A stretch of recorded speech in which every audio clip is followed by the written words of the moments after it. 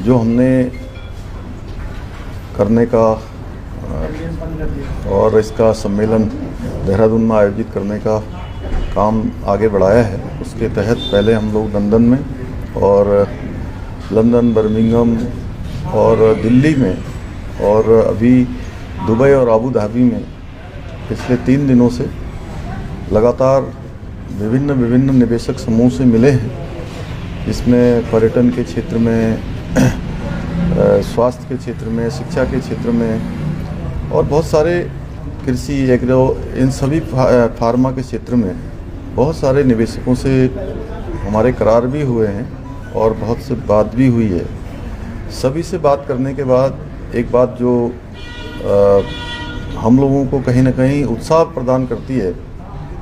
कि हमारा काम बहुत तेज़ी से आगे बढ़ रहा है। लोग उत्तराखंड आने के लिए, लोगों के अंदर एक मन में आकर्षण भी है, उनकी चाहत भी है कि उत्तराखंड में अपना उद्योग और निवेश करना चाहते हैं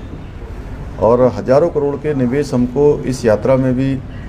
उनके साथ करार के रूप में प्राप्त हुए हैं और बहुत सारे प्रस्ताव भी मिले हैं और निकट भविष्य में हम देश के अन्य शहरों में भी इस प्रकार के निवेशकों के साथ संवाद करने वाले हैं, रोड शो करने वाले हैं और ये काम हमारा निरंतरता से चलेगा। हमारा इस बार पूरा फोकस है कि हम जब तक हमारा ये सम्मेलन आयोजित होगा 8 और 9 दिसंबर को, उससे पहले जो करार हैं उन सभी को धरातल पर उतारें, उसकी ग्राउंडिंग करें और उसको लेकर हम लगातार आगे बढ़ रहे हैं। और इस दौरान हमें बहुत सारे सुझाव भी प्राप्त हुए हैं,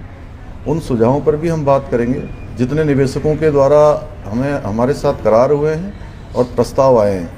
उन सभी का हम आकलन करने के बाद आगे बढ़ेंगे कि उत्तराखंड राज्य के लिए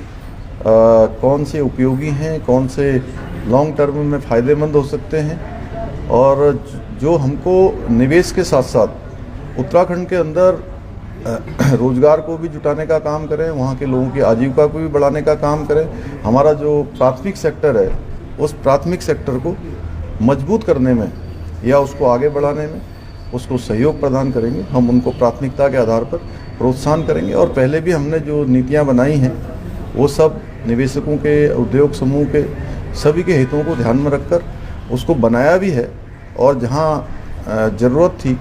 उसको संशोधन भी किया है और आगे भी करेंगे। सर, निर्माणाधीन मंदिर को भी देखने आप पहुंचे हुए थे और यूएई जैसे हम बात करें वहाँ पे हिंदू मंदिर का बनना कैसा आपको लगा और किस तरीके का एक्सपीरियंस रहा? यूएई में 27 एकड़ भूमि पर और हजारों करोड़ से लोगों के सहयोग से जो मंदिर वहाँ पर आबू धाबी में निर्माण हो रहा है, निश्चित रूप से वो एक बहुत बड़ा हमारा धर्म का स्थान बनने वाला है, बहुत बड़ा पूज्य स्थान बनने वाला है। वो बहुत ही गौरवान्वित करने वाला क्षण था जब मैंने भी उस निर्माणाधीन मंदिर में, जहाँ पूरे विश्व के हिंदू सनातन को मानने वाले, धर्म पर, भगवान पर आस्था रखने वाले लोग आएंगे, तो हमने भी छोटा सा योगदान एक शिला के रूप में वहाँ पर किया है। उस मंदिर को देखा है। जिस प्रकार से संयुक्त राज्य अमीरात के 7 राज्य हैं, उसी प्रकार से 7 शिखर भगवानों के नाम पर अलग अलग एक ही स्थान पर उनको स्थापित किया जा रहा है। उसका जल्दी हमारे देश के यशस्वी प्रधानमंत्री मोदी जी उसका लोकार्पण और वहाँ पर उद्घाटन करेंगे। निश्चित रूप से आज हमारी जो पताका है, एक भारत श्रेष्ठ भारत, आज दुनिया के अंदर जो भारत का मान सम्मान और वैश्विक रूप से पहचान बढ़ रही है और हमारे प्रधानमंत्री जी का जो विश्व के अंदर अनेकों देशों में जो उनकी स्वीकारता बढ़ी है और उसी का परिणाम है कि उस आबू धाबी में हिंदू मंदिर के निर्माण और उसके पहले दिन जब वहाँ पर उसका शिलान्यास हुआ था,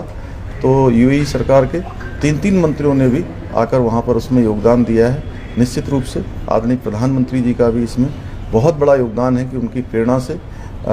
विदेश की धरती पर इतना भव्य और दिव्य मंदिर का निर्माण हो रहा है। सर, एक लास्ट सवाल है, पॉलिटिकल है कि अखिलेश यादव आजम को सजा सुनाई गई। अखिलेश यादव का है मुसलमान होने की वजह से वो ये सजा भुगत रहे हैं। देखिए, हमारे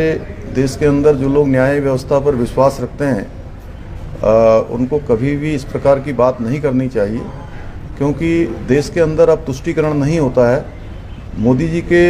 शासनकाल में 2014 के बाद देश के अंदर सबका साथ, सबका विकास, सबका विश्वास और सबके प्रयास के आधार पर काम हो रहा है। अब तुष्टीकरण नहीं बल्कि संतुष्टिकरण पर काम हो रहा है। सर, एक सवाल और है, चुनाव है 5 राज्यों में और जैसा कि देख रहे जो IND गठबंधन बना है वहाँ जो उनके प्रत्याशी उतारे जा रहे हैं, वहाँ अन्य विपक्षी दल भी जो उनका सहयोगी दल कह सकते हैं वो भी अपने कैंडिडेट उतार रहा है। ऐसे में क्या लग रहा है कि ये एक छवि देखने के लिए मिल रही है कि IND गठबंधन आगे चल पाएगा कि नहीं चल पाएगा 24 में? देखिए, IND गठबंधन जिसके मूल में केवल और केवल अपने राजनीतिक दलों का अस्तित्व बचाना, अपने परिवारों का अस्तित्व बचाना और देश के अंदर जिन्होंने लंबे समय तक शासन किया है, लंबे समय तक देश की सत्ताओं को, राज्यों की सरकारों को चलाने का काम किया है, वो उसको जनता पहले ही नकार चुकी है। और आने वाले जो 5 राज्यों के चुनाव हैं उसमें सब में भारतीय जनता पार्टी, और अब मैं विदेश की धरती से आकर कह सकता हूँ कि डबल इंजन आज समय की भी मांग है, राज्यों की भी मांग है और देश की भी मांग है। इसलिए लोग डबल इंजन की सरकार चुनेंगे और दिल्ली में मोदी जी के नेतृत्व में सरकार चल रही है, आगे भी चलनी है, इसलिए राज्यों की सरकार भी वही बनाएंगे। कल मोदी कैबिनेट में एक बड़ा अहम फैसला लिया गया, जो रबी फसलें हैं उन पे 7% MSP कर दिया गया। उत्तराखंड वासी को कितना लाभ इससे मिलेगा? देखिए, मोदी जी के हर फैसले में देश के जन जन का कहीं ना कहीं उनके लिए उसमें सोचा जाता है